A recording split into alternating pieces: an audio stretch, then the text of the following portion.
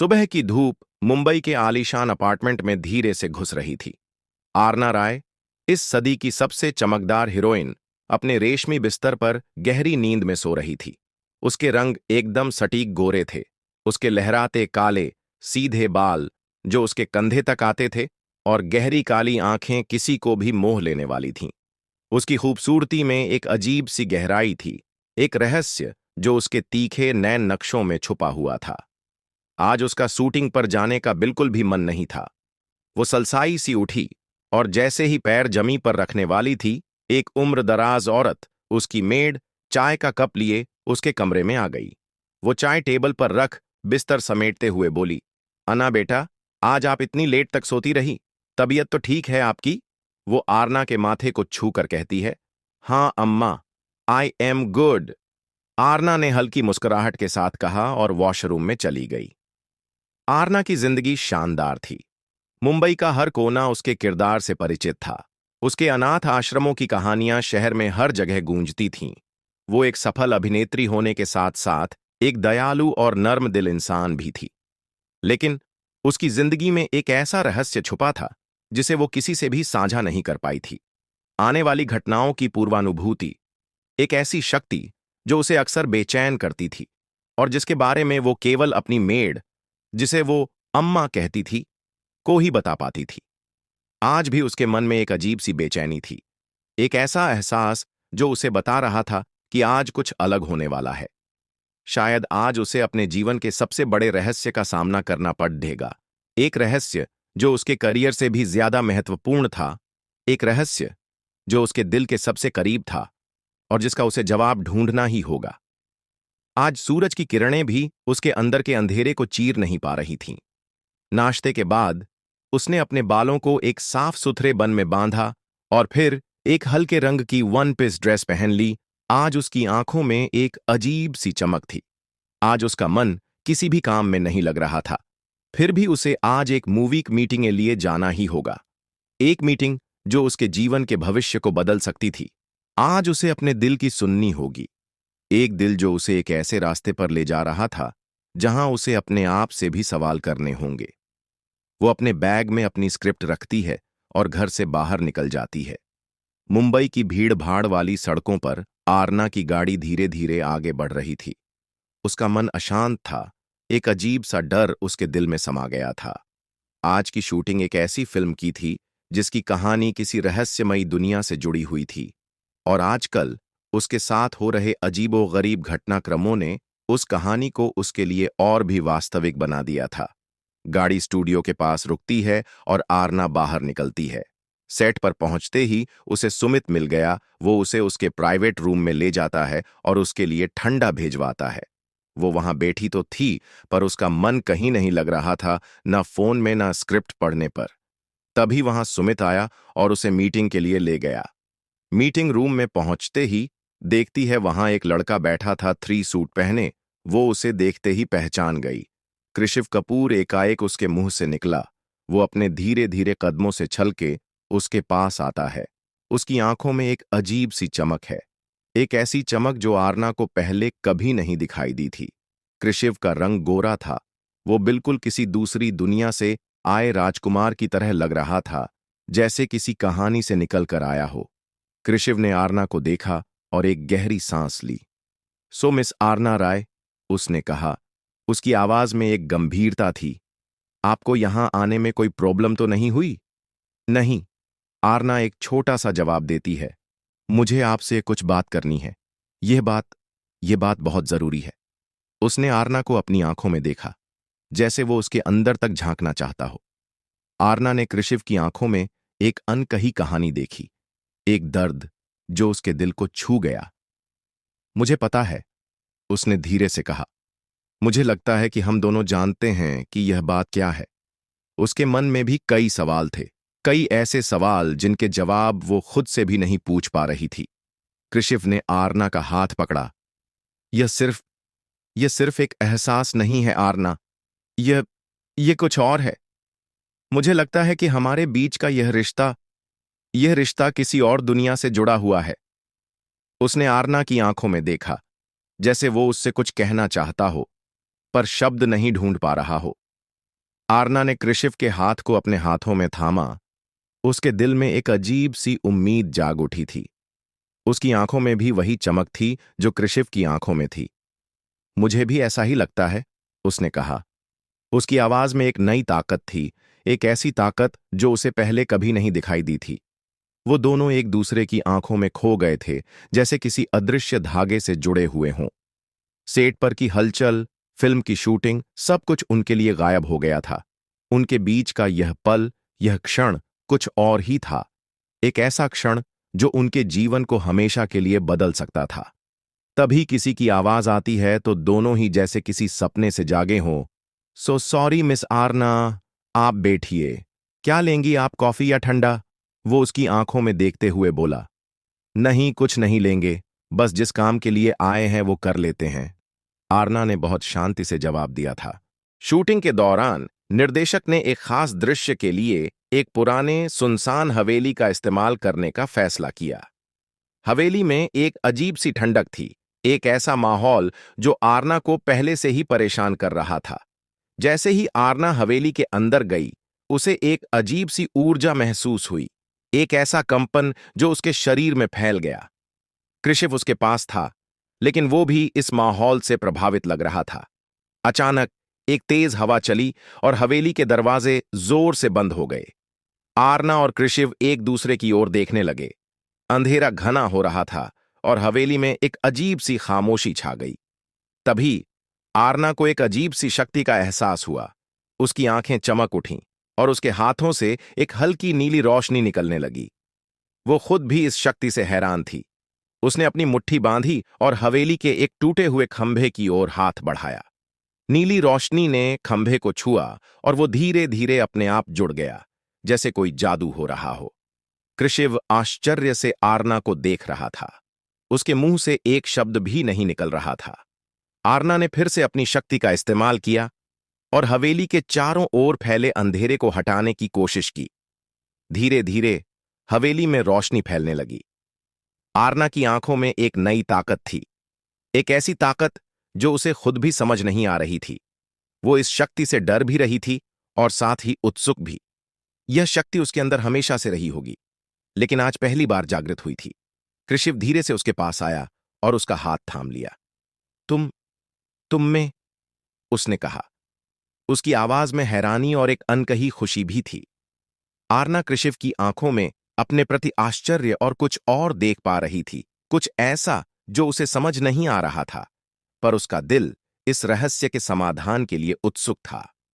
हवेली की पुरानी दीवारों में एक नया अध्याय शुरू हो चुका था, एक ऐसा अध्याय जो उनके जीवन को हमेशा के लिए बदल सकता था। आरना ने कृषिव के हाथ को अपने हाथ में कसकर थामा हुआ था। हवेली की पुरानी धूल से सनी हवा में नीली रोशनी की लौ अब धीरे धीरे बुझ रही थी। उसकी चमक कम हो रही थी, जैसे एक सपने का अंत। हवेली की दीवारों पर अब धीमी मंद रोशनी पड़ रही थी, जो अजीब सायों और परछाइयों को जन्म दे रही थी। अपने चारों ओर देखते हुए आरना ने ध्यान से अपने आसपास के माहौल को परखना शुरू किया। टूटा हुआ खंभा अब जुड़ा हुआ था, एक अदृश्य रेशे से बंधा हुआ जैसा। हवा में एक अजीब गंध थी, पुरानी लकड़ी और धूल की, साथ ही कुछ और भी, कुछ ऐसा जो वह पहचान नहीं पा रही थी, पर जो उसके मन में एक अजीब असहजता पैदा कर रहा था। कृषिव अभी भी हैरान था। उसकी आंखें आरना पर टिकी हुई थीं। उसके चेहरे पर आश्चर्य और कुछ और भी था, कुछ ऐसा जो आरना समझ नहीं पा रही थी।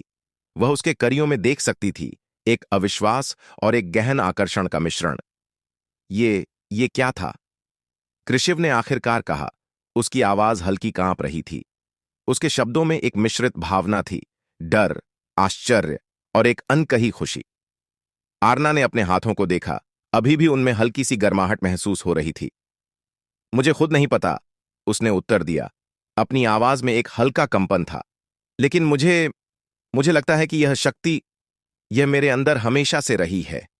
हवेली की सन्नाटा में उनके शब्द गूंज रहे थे, जैसे एक गूंजती हुई ध्वनि जो हवेली की पुरातन दीवारों से टकरा रही थी। आरना ने कृषिव की आंखों में देखा। उसकी गहरी भूरी आंखों में एक अजीब सा चमक था, जैसे वह कुछ समझने की कोशिश कर रहा है, कुछ ऐसा जो वह शब्दों में व्यक्त नहीं कर पा रहा था। हवेली के अंधेरे कोनों में अभी भी कुछ अजीब सा गूंज रहा था। एक ऐसा रहस्य जो उनके सामने खुला था, एक ऐसा रहस्य जिसका जवाब उन्हें खोजना था। आरना और कृशिव एक दूसरे के हाथ थामे हुए हवेली के अंदर गहरे जाने के लिए तैयार थे, नई खोजों और नए रहस्यों की तरफ। हवेली के भीतर प्रत्येक कदम के साथ एक नई सनसनी आरना और कृशिव को घेर रही थी। धूल भरी हवा में पुराने फर्नीचर की खामोशी एक भयानक कहानी सुना रही थी। आरना ने धीरे धीरे अपने चारों ओर देखा, हर कोने को ध्यान से पर्याप्त किया। कृशिव उसके पास ही था, उसका हाथ उसके हाथ में कसा हुआ था। उसकी गहरी भूरी आंखों में एक अजीब सा डर और उत्सुकता साफ दिख रहा था। एक पुराने खंभे के पास रुककर आरना ने उस नीली रोशनी को याद किया जो कुछ पल पहले उसके हाथों से निकली थी। वह अभी भी उस शक्ति के प्रभाव से चकित थी। मुझे लगता है ये कोई सामान्य शक्ति नहीं है, उसने धीरे से कहा, अपनी आवाज कम करते हुए। कृशिव ने जवाब दिया, मुझे भी ऐसा ही लग रहा है। ये ये कुछ और ही है। उसकी आवाज में एक अजीब सा डर था, लेकिन साथ ही एक अनकही उत्सुकता भी जागृत थी। वह आरना की ओर देखता रहा, जैसे वह उसके अंदर किसी रहस्य को समझने की कोशिश कर रहा हो। आरना ने हवेली के अंधेरे कोनों की ओर इशारा किया। मुझे लगता है यहां कुछ है, कुछ ऐसा जो हमसे छिपा हुआ है। हवेली के अंदर एक अजीब सा सन्नाटा छा हुआ था, जो उनकी हर सांस के साथ गहरा होता जा रहा था। एक अदृश्य शक्ति उनके चारों ओर घूम रही थी, जो उन्हें अपने रहस्य में खींच रही थी। आरना और कृशिव एक दूसरे के हाथ थामे हुए इस रहस्य की तह तक पहुंचने के लिए तैयार थे, चाहे जितना भी खतरा उन्हें झेलना पड़े। हवेली का अंधेरा उनका इंतजार कर रहा था। आरना और कृशिव ने सावधानी से हवेली के अंदरूनी हिस्सों में कदम रखा। हर कदम पर धूल की परतें हवा में उड़ रही थीं, एक भूतिया नृत्य करती हुईं। पुरानी सड़ी हुई लकड़ी की गंध और नमी की ठंडी हवा उनके आसपास घूम रही थी। एक बड़े हॉल में पहुंचकर उन्होंने देखा कि वहां पुराने खंडहर फर्नीचर के अवशेष बिखरे पड़े थे। धूल से ढके हुए चित्रों की दीवारें अतीत की कहानियां कह रही थीं, जिनकी समझ उन्हें अभी तक नहीं थी। आरना ने एक टूटी हुई तस्वीर उठाई। उसमें एक खूबसूरत औरत थी, जिसकी आंखों में एक अजीब सा गम छिपा हुआ था। तस्वीर को देखते ही आरना के हाथ में फिर से वही नीली रोशनी चमकी। इस बार रोशनी ज्यादा तेज थी और उसने तस्वीर को पूरी तरह से जला दिया। कृशिव दंग रह गया। ये क्या हुआ? उसने फुसफुसाते हुए पूछा। उसकी आवाज में डर और हैरानी दोनों थे। आरना ने गहराई से सांस ली। मुझे नहीं पता, उसने कहा, लेकिन मुझे लगता है कि ये शक्ति, ये इस हवेली से जुड़ी हुई है। ये हमें कुछ बताने की कोशिश कर रही है। उसके शब्दों में एक दृढ़ता थी, एक नया आत्मविश्वास जो पहले नहीं था। नीली रोशनी की घटना ने उसे एक नई शक्ति प्रदान की थी, एक नई समझ। उसके अंदर एक अजीब सा शक्ति जागृत हो रही थी, जो उसे इस हवेली के रहस्यों को उजागर करने में मदद कर सकती थी। लेकिन क्या वो इस शक्ति को काबू में रख पाएगी? क्या ये हवेली उन्हें कुछ खतरनाक दिखाएगी? ये सवाल अब उनके सामने थे। हवेली का अंधेरा और भी गहरा होता जा रहा था और आरना और कृशिव आगे बढ़ने के लिए तैयार थे। भले ही आगे क्या हो, आरना और कृशिव हवेली के गहरे अंधेरे में आगे बढ़े। हवा ठंडी और नम थी। हर कदम पर पुरानी ईंटों की खड़खड़ाहट गूंज रही थी। टूटी हुई तस्वीर की घटना ने दोनों को अजीब सी बेचैनी में डाल दिया था। कृशिव, अपनी दुनिया के अनुभवों से परिचित, इस हवेली की रहस्यमयी ऊर्जा को महसूस कर पा रहा था। कृशिव ने आरना के हाथ को हल्के से छुआ। तुम्हें कुछ महसूस हो रहा है? उसने धीमी आवाज में पूछा। उसकी आंखों में चिंता साफ झलक रही थी। आरना ने अपने हाथ को देखा। उसके अंदर एक हल्की सी गर्मजोशी महसूस कर रही थी, जैसे नीली रोशनी का एक अंश अभी भी उसके अंदर जीवित था। हां, उसने कहा, एक एक अजीब सी शक्ति, जैसे ये हवेली हमसे कुछ कहना चाहती है। अचानक हवेली के एक कोने से एक हल्की सी आवाज आई, जैसे किसी बच्चे का रोना। आरना और कृशिव एक दूसरे की ओर देखे। उनकी सांसें रुक गईं। आवाज फिर आई, थोड़ी और स्पष्ट। यह किसी बच्चे की मदद मांगने की आवाज थी। आरना और कृशिव धीरे धीरे आवाज की ओर बढ़े। उनके दिल तेजी से धड़क रहे थे। अंधेरे में उन्होंने एक छोटे से कमरे को देखा जिसकी खिड़की टूटी हुई थी। कमरे के अंदर एक छोटा सा बच्चा रो रहा था, अपने आप को एक टूटे हुए पालने में समेटे हुए। आरना ने कृषिव को संकेत किया और दोनों सावधानी से कमरे में गए। बच्चा उनको देखकर थोड़ा शांत हुआ, लेकिन रोना बंद नहीं किया। उसके छोटे से चेहरे पर डर और बेबसी साफ झलक रही थी। आरना ने बच्चे को उठाया, उसके नरम बालों को सहलाया। बच्चे ने आरना की गोदी में सिर रख दिया, जैसे उसे सुरक्षा मिल गई हो। आरना ने बच्चे को करीब से देखा। उसके छोटे हाथों में एक छोटा सा चमद्धे का ब्रेसलेट था, जो बहुत पुराना लग रहा था। ब्रेसलेट पर कुछ अजीब से चिन्ह उकेरे हुए थे, जिन्हें आरना पहचान नहीं पा रही थी। वह ब्रेसलेट कृषिव के ब्रेसलेट से मिलता जुलता था। कृषिव बच्चे को देखकर एक पल के लिए स्तब्ध रह गया। उसके चेहरे पर एक अजीब सी भावना थी। यह बच्चा, क्या इसका कोई संबंध उसके खोए हुए प्यार से है, या ये कोई और रहस्य है इस हवेली के अंधेरे में छिपा हुआ? उसका दिल बेचैनी से भर गया। आरना ने बच्चे को अपने सीने से लगाया। उसकी कोमल सांसें उसकी त्वचा पर महसूस कर रही थीं। बच्चे के हाथ में बंधा हुआ चमड़े का ब्रेसलेट उसी तरह का था जैसा कृषिव के पास हुआ करता था। एक अजीब सी समानता थी, एक अदृश्य धागा जो तीनों को जोड़ रहा था। कृषिव के चेहरे पर एक अजीब सा भाव था, आश्चर्य, संदेह और एक गहरी बेचैनी। ये ब्रेसलेट, कृषिव ने धीमी आवाज में कहा। उसकी आंखें बच्चे के हाथ पर टिकी हुई थीं। ये वैसा ही है जैसा। उसके शब्द अधूरे रह गए। वह अपनी भावनाओं को शब्दों में ढालने में संघर्ष कर रहा था। आरना ने बच्चे को ध्यान से देखा। क्या तुम जानती हो कृषिव, ये ब्रेसलेट, ये मुझे कुछ याद दिलाता है, जैसे कोई पुराना भूला हुआ रिश्ता। उसके स्वर में एक गूढ़ रहस्य छिपा हुआ था, एक ऐसा रहस्य जो उसे खुद भी पूरी तरह से समझ नहीं आ रहा था। बच्चा अचानक अपनी आंखें खोली।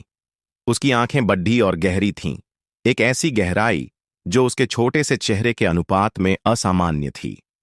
वह आरना को देख रहा था। उसकी गहरी आंखों में एक अजीब सी चमक थी। उसने हल्के से आरना के हाथ को पकड़ा और उसकी उंगलियों में एक छोटी सी नीली रोशनी चमकी। रोशनी बिल्कुल वैसी ही थी जैसी आरना के हाथों से निकलती थी। कृषिव और आरना दोनों एक दूसरे की ओर देखे। उनके चेहरे हैरानी से भर गए थे। यह बच्चा, क्या वह भी किसी तरह से इस अलौकिक घटनाक्रम से जुड़ा हुआ है? क्या यह बच्चा ही उस खोए हुए कड़ढी है जिसकी तलाश में कृषिव इस दुनिया में आया था?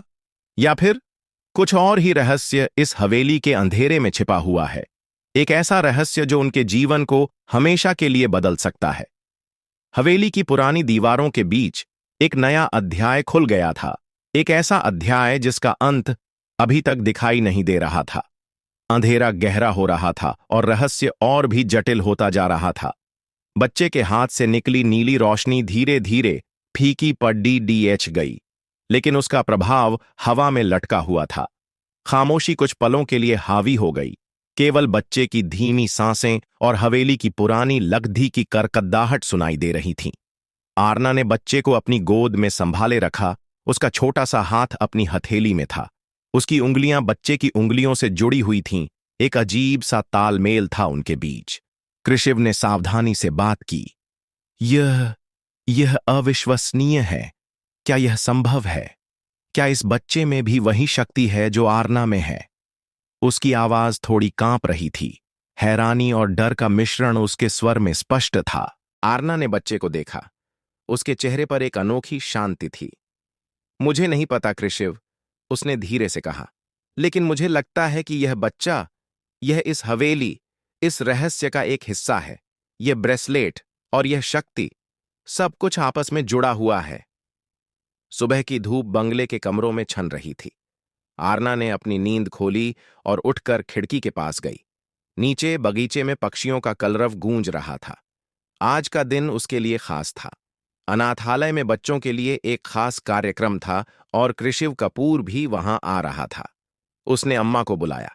अम्मा, उसकी प्यारी बुजुर्ग नौकरानी उसके पास आई और आरना के बालों में कंघी करने लगी।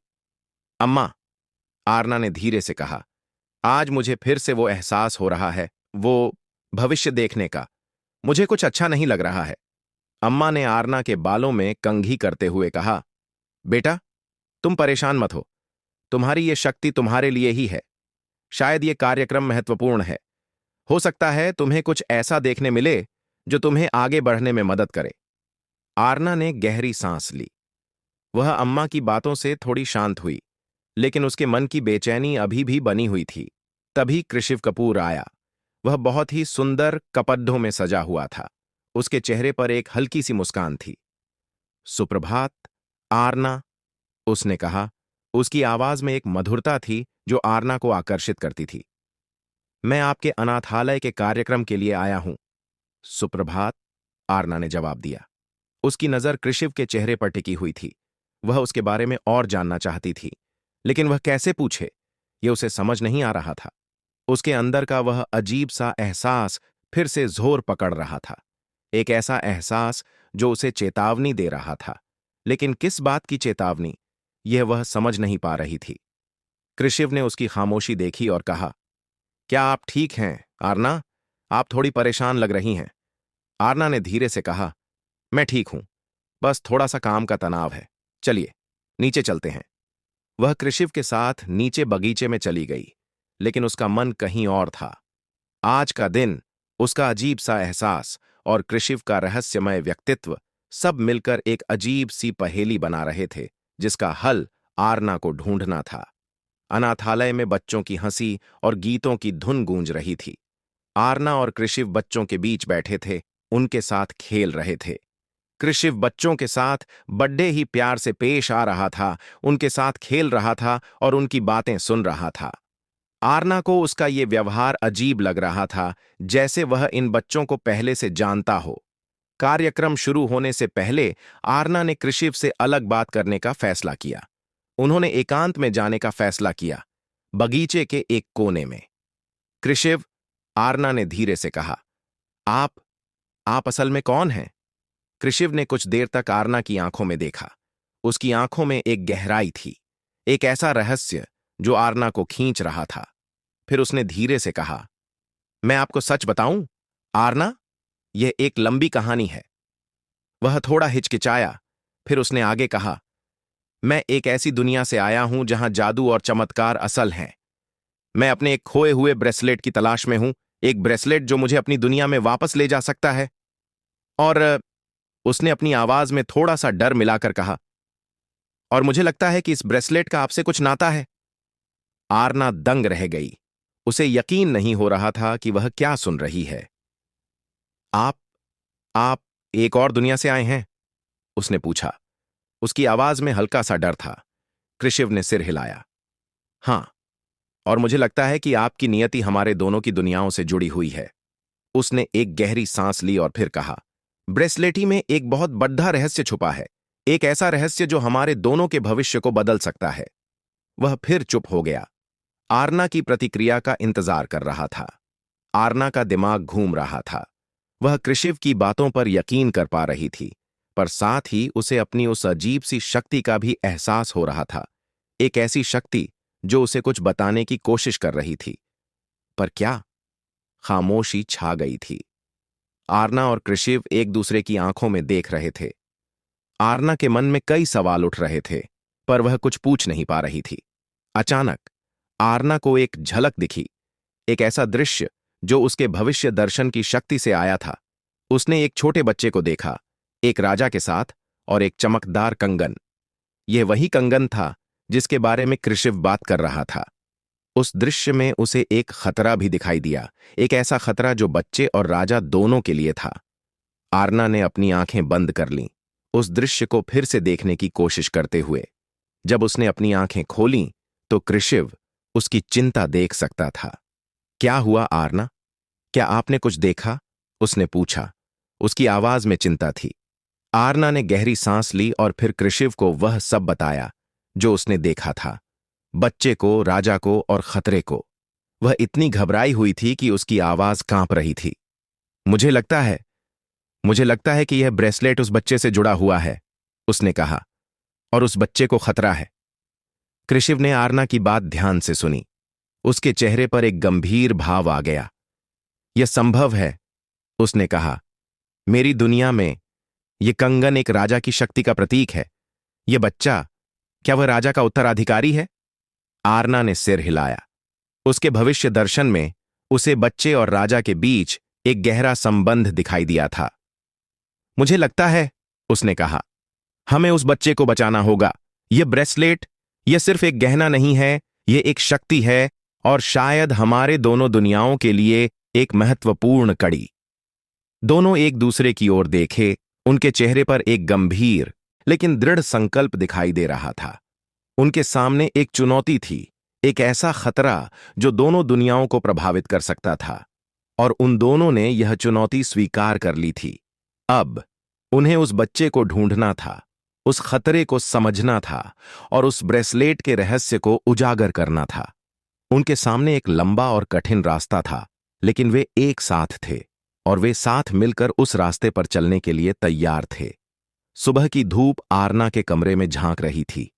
उसकी आंखें अभी भी पिछली रात के दर्शन के प्रभाव से थोड़ी भारी थीं।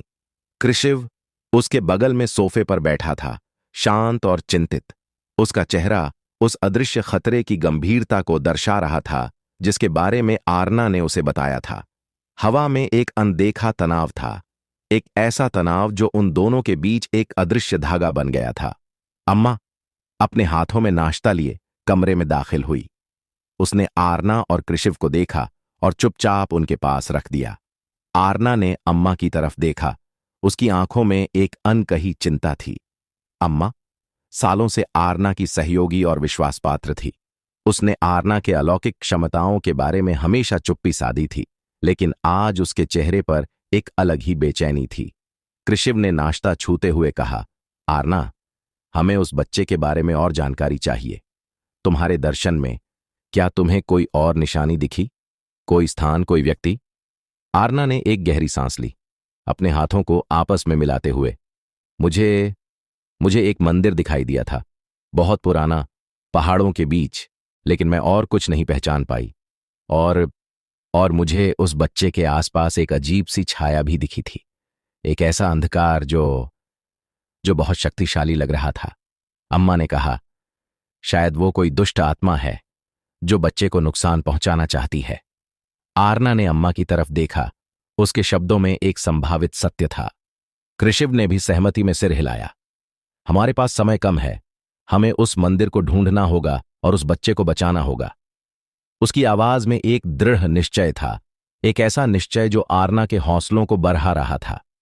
खामोशी से तीनों ने एक दूसरे की आंखों में एक मौन समझ देखी। एक साथ मिलकर इस अनदेखे खतरे का सामना करने की एक ठान ली थी। हवा में अब भी तनाव था, पर अब यह एक चुनौतीपूर्ण लेकिन साहसिक मिशन का तनाव था। मुंबई की चकाचौंध से दूर पहाड़ों की शांत गोद में एक प्राचीन मंदिर खड़ा था। आरना, कृषिव और अम्मा उस मंदिर तक पहुंच चुके थे। आरना के पूर्वानुभूति ने उन्हें इस जगह तक सही पहुंचाया था, लेकिन मंदिर की शांति के बावजूद हवा में एक अजीब सा डर था। पत्थरों पर उगे हुए काई मंदिर की प्राचीनता का प्रमाण थे। हवा में एक रहस्यमय गंध थी जो पुराने धूप और जड़ी बूटियों का मिश्रण लग रही थी। कृषिव ने मंदिर के मुख्य द्वार को देखा। उस पर उकेरी गई प्राचीन नक्काशी उस पर एक भारी इतिहास बोध करा रही थी। ये जगह, उसने धीरे से कहा, ये जगह बहुत शक्तिशाली लग रही है। आरना ने अपने हाथों में एक छोटा सा दीपक थाम रखा था। उसने उसे जलाया और मंदिर के अंदर की ओर बढ़ी। अम्मा पीछे पीछे चल रही थीं। उसकी निगाहें हर तरफ घूम रही थीं। अंदर का वातावरण और भी रहस्यमय था। धूल से ढके हुए मूर्तियां, टूटी हुई दीवारें और एक अजीब सी ठंडक जो हड्डियों तक पहुंच रही थी। आरना, अम्मा ने फुसफुसाया, मुझे यहां कुछ अच्छा नहीं लग रहा है। आरना ने एक गहरी सांस ली। उसके पूर्वानुभूति में फिर से वह बच्चा दिखाई दिया, लेकिन अब वह ज्यादा स्पष्ट था। उसने एक छोटे से कमरे की ओर इशारा किया जो मंदिर के एक कोने में छिपा हुआ था। वह वहां है, उसने कहा। उसकी आवाज थोड़ी कांप रही थी। लेकिन वहां कुछ और भी है। उसके पूर्वानुभूति में उसे एक अंधकारमय छाया दिखाई दे रही थी जो बच्चे के पास थी और धीरे धीरे उस पर छा रही थी। एक ऐसा अंधकार जो आरना की आत्मा को कंपा रहा था। कृषिव ने आरना का हाथ थाम लिया। उसके चेहरे पर चिंता स्पष्ट थी। हम उस बच्चे को बचाएंगे, उसने कहा। उसकी आवाज में एक दृढ़ संकल्प था। तीनों ने सांसें रोककर उस छोटे से कमरे की ओर कदम बढ़ाया, जानते हुए कि आगे क्या इंतजार है, लेकिन उस बच्चे को बचाने के लिए तैयार। छोटे से कमरे में एक बच्चा सो रहा था। वो लगभग 5 साल का होगा। उसके बाल गंदे थे, लेकिन उसकी आंखें बेदाग थीं। उसके पास एक चमकदार कंगन पड़ा हुआ था, वही कंगन जिसकी कृषिव तलाश कर रहा था। लेकिन बच्चे के ऊपर एक अंधकारमय छाया मंडरा रही थी, एक ऐसा अंधकार जो ठंडा और भयावह था। आरना ने धीरे से कदम रखा, उस अंधकार को भांपते हुए। कृषिव उसके पीछे था, उसका हाथ आरना के हाथ में था। अम्मा ने आगे बढ़कर बच्चे को देखा और उसका हाथ सहलाया। बच्चे की आंखें खुलीं और उसने अम्मा को देखा। वो कुछ नहीं बोला, बस अम्मा की ओर देखता रहा। उसकी आंखों में एक गहरा डर था। कृषिव ने आरना की तरफ देखा। ये कोई साधारण छाया नहीं है, कृषिव ने फुसफुसाया। मुझे इसकी शक्ति महसूस हो रही है। आरना ने बच्चे को ध्यान से देखा। उसके पूर्वानुभूति में उसे उस छाया के बारे में और अधिक जानकारी मिली। ये कोई साधारण आत्मा नहीं थी, बल्कि एक दुष्ट शक्ति थी जो बच्चे के जीवन शक्ति को सोख रही थी। अम्मा ने बच्चे को अपनी गोद में ले लिया। डरो मत बच्चा, उसने धीरे से कहा, हम तुम्हें बचाएंगे। आरना ने कृषिव की तरफ देखा। उसकी आंखों में एक दृढ़ संकल्प था। हमें उसे रोकना होगा, आरना ने कहा। लेकिन कैसे? छाया और भी घना हो रहा था, बच्चे के जीवन शक्ति को तेजी से सोख रहा था। समय कम था।